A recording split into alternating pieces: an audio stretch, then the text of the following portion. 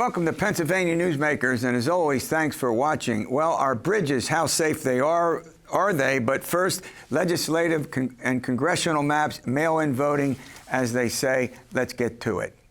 Welcome to the fast-paced and unrehearsed weekly discussion featuring the leaders who help shape your world. Join us as we address the issues that impact you each and every day. This is Pennsylvania Newsmakers. And now, here's your host, Terry Madonna. Welcome back. Well, our special guest this week is Bryan Cutler. He's the Speaker of the Pennsylvania House of Representatives. Mr. Speaker, welcome to the program, as always. Thank you very much, Dr. Madonna. Great to be here. Certainly appreciate the invitation and the chance to talk about some very important issues. Well, thanks for coming. Well, listen, we have a bunch of important topics to talk about, and I'll tell you, the process for picking, for redrawing the maps for the state legislature, the House and the Senate, and our congressional districts is very, very complicated, and it's not like it can be done in a month or two. It seems like it takes forever to get it done. Let's talk about the state House and Senate legislative maps, the process and where that stands as this show airs. Sure. In terms of the process, we do have a bifurcated process here in Pennsylvania. The state and House maps are made by a commission that is made up of the four caucus leaders, so the Republican, the Democrat from the House and the Senate, as well as a fifth appointment by the Supreme Court if the four members can't agree on a common chair. As historically has happened, the court did make that appointment because of the failure of the four individuals to agree on a chair. And they really kind of drive the state legislative map process. Our process is very prescriptive in terms of what can and cannot be done. And it's unfortunate that this process with the state and House maps has taken as long as it has. But unfortunately, the court-appointed chair, he undertook a path that reallocated prisoners across the Commonwealth, which is in direct contradiction to the statute. The statute is very clear that we are to count people where they live, whether they be prisoners or college students. And in this particular case, they spent about 4 to 6 weeks reallocating individuals across the Commonwealth back to their home addresses. That became problematic because, as you pointed out, in terms of the timeline, that has put us woefully behind. And there's a lot of questions because we're entering the time now where petitions are to begin. They were originally supposed to begin on February the 15th. We would start circulating to be on the ballot yet again. The proposal for mail-in ballots, the letters that you would get would also be mailed. And unfortunately, because of the inaction of the commission and their inability to have a vote on a much sooner time frame, we're now looking at a place and time where the process of it, even where you're going to be voting for in terms of your state House and Senate and congressional seats is up in the air. And it's unfortunate because it's really destabilizing. In a time when people need some level of certainty, all of these open-ended questions, I think, is just not right. And when you look at the process itself, I think the entire process has been tainted because at the onset, when the Democratic leader was asked, how do you plan to take back the majority? It was a one-word answer. It was through redistricting. That's not what redistricting is about. I'll tell you, it's very, very complicated. It's very difficult to understand. When we go to the congressional maps, that's now before the Supreme Court. And this past week, the Supreme Court weighed in, took over the process, and ordered a Commonwealth Judge, Patricia McCullough, to do what? She has something like 12 maps that have been sent to her by a variety of groups. And the Supreme Court said, we want a map to us. This is for now what will be 17 congressional districts, right? And Correct. And the court says, okay, we want a map and we want something else too. We want a legal justification for it and the facts to back up the actual boundary lines for the congressional districts.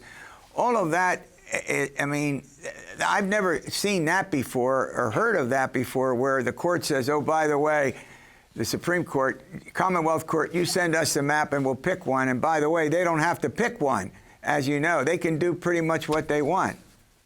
Well, you're highlighting another issue, I think, with that process. That process is different. It's legislative in nature. It passes the House, passes the Senate, goes to the governor for a signature. Unfortunately, we find ourselves in this position because while the House and the Senate agreed on a map, the governor ultimately vetoed it. We had a deadline originally of January the 24th, according to the Department of State. That was when they would need to start segregating the data based on the new districts and things for purposes of holding the election, the upcoming primary election. They blew past that date. There were multiple court cases filed. You're seeing a lot of national interest come in and file these cases, such as Mark Elias, Hillary Clinton's former attorney. He's really leading the charge on this side. And you're right, Judge McCullough has been appointed as a master and supposed to build the legal record. I think when you look at the map that was passed by the House and the Senate, obviously it's currently in court and we don't know what the court's going to do. But that map actually was the only one of the dozen or more ones that have been submitted that has actually been publicly vetted. And the important thing to recognize is in the legislative process, we as members, every single member has a chance to draft an amendment. So if you don't like something about a district, and this happened 10 years ago, we went through this process, you can file something. And when you look at it, in the House and in the Senate, Democrats filed 0 amendments. They didn't vote for it. The governor vetoed it. In fact, the governor didn't even directly engage. He refused to meet personally or publicly in terms of the committee process. And it's that kind of sidestepping of that constitutional duty is just not right. All right, let's run to a break. When we come in, we're going to have to talk about, will people be able to use mail-in voting when they vote in the primary if the primary is actually held on the date that it's scheduled to be held? I'll tell you, this all is not just complicated, it's confusing, and we may be in an unprecedented time here. All right, we'll be back in a moment. This broadcast of Pennsylvania Newsmakers is presented by the Pennsylvania Chamber of Business and Industry, the statewide voice of business, and by the Pennsylvania State Education Association, bringing the power of a great education to our schools, our students, and our communities.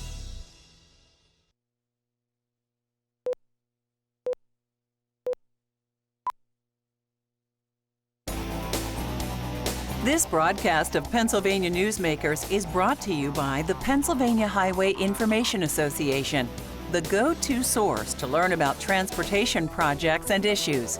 Please visit pahighwayinfo.org. And by the Pennsylvania Manufacturers Association. Business in Pennsylvania is our business. All right, my guest is Bryan Cutler. He's a Speaker of the Pennsylvania House of Representatives. I tell you, it's like the Supreme Court in our state has a full-time job just dealing with stuff that was done in the legislature. But here's the point. Act 77, passed in 2019, literally changed the manner in which people vote. I'll put it that way. The biggest thing that's gotten the most press is mail-in voting. Now, and Republicans have had some problems with the way in which that was conducted. I think that's fair to say, and you can address that if you want to. And so the big question is, what do you think should happen with mail-in voting in Act 77? Well, in terms of Act 77 and specifically mail-in voting, we're currently litigating that as well before the Supreme Court. Again, as you mentioned, they have a full-time job. Sometimes it seems that they're a super legislative body in many cases.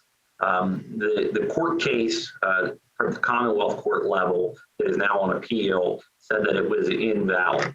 So that threw up a lot of questions.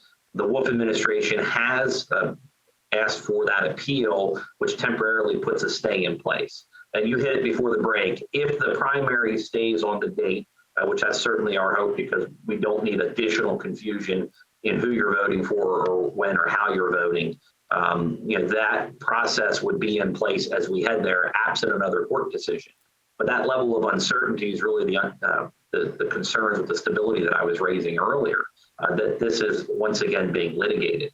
And while mail-in voting has gotten a disproportional look into that law, the reality is it has a lot of other good benefits in it. that are also up in the air. The verification of the voter rolls and the consistency with state and federal laws to make sure that voter rolls are accurate. You've got other areas such as removal of straight party voting. And deciding how that case goes, all of those things could be back out. That's obviously what we're waiting to see in terms of the court decision. They have set an aggressive timeline, but it still will be several weeks before much of that is litigated and finally decided. Yeah, well, one of the critical questions with mail-in balloting is that's called no excuse voting. We have in this state absentee ballots, but there are specific reasons to get an absentee. But the key factor about mail-in voting is it's no excuse. You can simply request a mail-in ballot, cast your ballot, and move on from that. So you raised some interesting questions here, and I would be actually surprised if literally what we end up with is a primary election on May 17th. It wouldn't surprise me if it gets pushed back to June.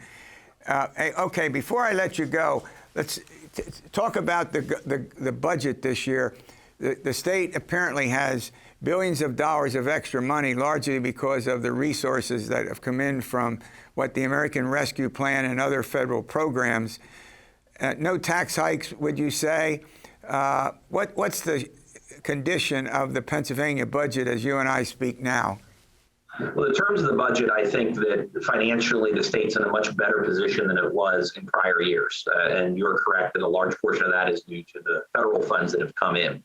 When we look forward, though, starting in year 2024, those revenues start to flatten or in some cases even decline.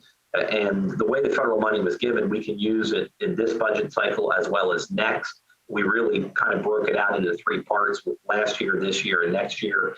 And that will likely be the approach because it's our job to make sure that we protect the citizens. We don't want to see drastic changes to services, and we don't want to see huge tax increases, as you pointed out. Now, I do know that the governor has kind of alluded to the fact that he'll once again be asking for a severance tax. So I expect that to kind of be on his wish list or menu. That traditionally hasn't gotten much traction, and I think it's even less likely given the surpluses that are currently there. But it's important that we use that money to make strategic investments like we did just in the hospitals and the healthcare workers the last week we were in session. Those kinds of focused and deliberate acts will be what we focus on. We want to make sure we protect taxpayers. We want to make sure that we help people. And we want to make sure we help the businesses that, quite frankly, were harmed the most by the overreach of the executive branch with all the governmental shutdowns and the changes and the inconsistencies that showed up in their world. So those will be at the forefront as we head into the next couple of weeks of budget hearings. Well, Mr. Speaker, I want to thank you for coming on and giving us an explanation on some of these very, very important topics. Stay well. All right, coming up, given what happened with the Pittsburgh bridge collapse, are our bridges safe? Back in a moment. This broadcast of Pennsylvania Newsmakers is brought to you by Cross-State Credit Union Association. Credit unions, where people are worth more than money. To find a credit union that is right for you, go to ibelong.org.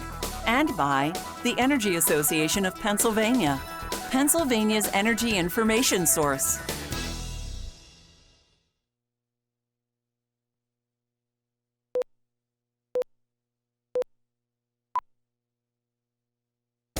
This broadcast of Pennsylvania Newsmakers is brought to you by the Association of Pennsylvania State College and University Faculties, representing the faculty and coaches who are devoted to providing quality public higher education for Pennsylvania's college students. Welcome back. Well, the Pittsburgh bridge collapse has caused a complete reevaluation of bridges in the state of Pennsylvania. Joining me to talk about the bridges and various facets of how they get paid for, how are they inspected, and the whole business is Bob Latham. He's the Executive Vice President of the Associated Pennsylvania Constructors.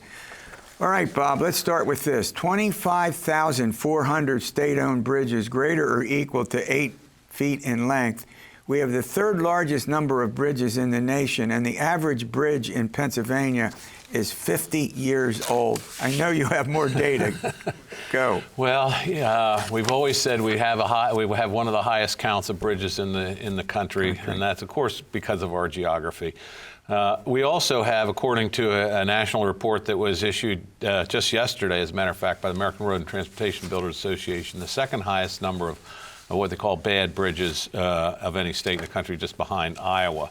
It is important to know that bridges get inspected. Every bridge over 20 feet in length gets inspected every 2 years, at least every 2 years. And many of the bridges that are locally owned are also inspected. They're performed by either the Department of Transportation experts on inspection or consultant inspectors. And then they're rated, and then repairs are put into priority as needed. So I think the important thing to note is the situation in Pittsburgh was an anomaly. There is a very serious and thorough inspection program going on. The bridges are rated, they're prioritized for repair, and we can be confident in at least the structural integrity of our bridges throughout the Commonwealth. Having said that, we have a lot of work to do to bring them up to speed, to bring them up to full strength, I guess, if you will. Yeah. So the Biden administration's federal program will put some money into that, but we still have a long way to go. Is that the infrastructure plan? That's correct. All right. Well, the fact of the matter is that Governing Magazine had an article this past week that says Pennsylvania lags far behind many other states in infrastructure spending, since you brought up the subject. Well, I mean, one of the things we've been talking about for years now, Terry, is the fact that we have the third highest fuel tax in the country. Most of our infrastructure is paid for by the fuel tax. Other states use high registration fees, value-added taxes, sales taxes, and things like that to fund infrastructure. We rely on the gas tax. Unfortunately, what we also do is take about a fifth of that, 1 out of every 5 cents of gas tax, and put it into the general fund to pay for the state police. Yeah. Now, the state police should be funded, don't get me wrong. I was going to say, go ahead. Don't get me wrong. The state police should be funded. But the problem is, this is a budgetary gimmick, and once again, we're calling on the governor and the General Assembly to stop this budgetary gimmick, pay for the state police out of general funds. Yeah. Look the public in the eye and say, sorry, we have to pay for public safety, and your highway user fees in the form of gas tax are going to go into fixing bridges. Sure. Well, let's run to a break. When we come back, let's talk about the federal infrastructure investment. We'll get into that in more detail after these words. This broadcast of Pennsylvania Newsmakers is brought to you by the Pennsylvania Medical Society. Inspired physicians committed to the good health of Pennsylvanians and the advancement of the practice of medicine.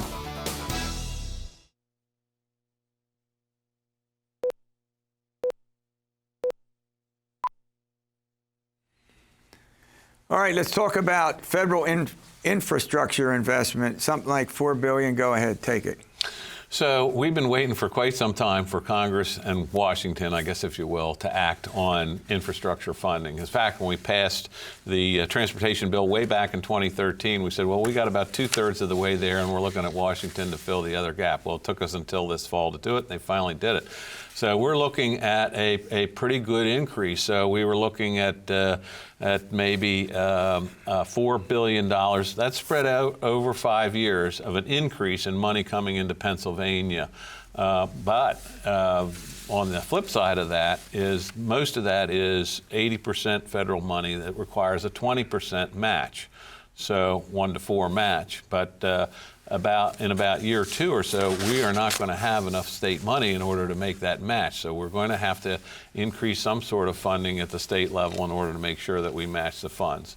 There's a lot in that bill, in addition to the sort of that formula money that we just spoke about.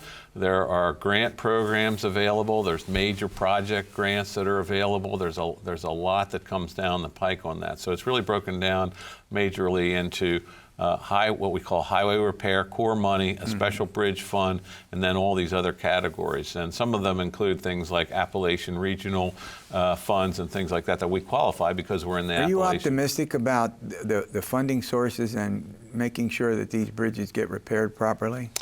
Well, I am, but I think that there's one thing that we can do here at the state level, and we touched on that in the first segment, is that we continue to take highway user funds that motorists pay into the gas tax and put it into the general fund. It's a budgetary sleight of hand. Yeah. If we were to stop that, that would increase funding by about $600 and some million a year at the state level. It would allow us, it would take away that issue of matching the federal funds.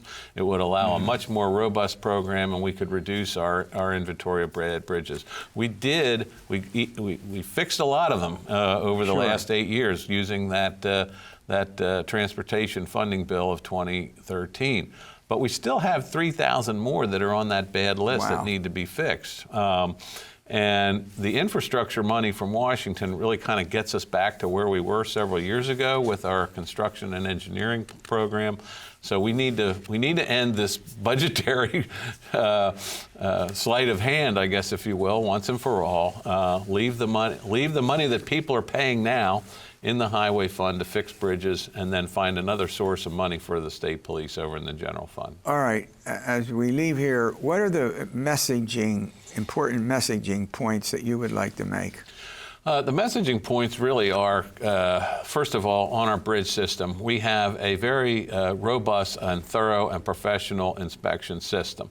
So I think the situation in Pittsburgh is an anomaly. I think that the motorists can be confident that our bridges are structurally sound, and if there is an issue, if one of these bridges is found to have an issue, it's usually weight rated, or restricted, or even closed if it has to be. So if it's open, I think you can have confidence in our bridge and highway system. That said, we have a lot of repair to do. We have a lot of work to do. You touched on the Governing Magazine article. We haven't added any lane miles in this state, so as we have more and more distribution going on and more trucking in and out of the state, we need to also look at adding some capacity, particularly to our interstate system and our major highway system.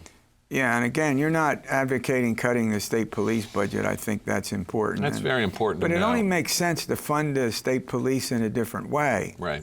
I mean, well, right now, on the short term, we still have CARES Act money that is left over. That could carry us for a couple of years there until we find a robust source. There's a lot of talk about various and sundry ways to fund things. There's discussion about legalization of marijuana, recreational marijuana in the state. Obviously, if that were something that would be popular, would likely be a nexus between public safety and possibly state police funding as well. Well, look, I want to thank you. You'll keep us updated as time goes on. This is an extremely important subject. All right, we'll see you next week for another edition of Pennsylvania Newsmakers, and as always, you stay well.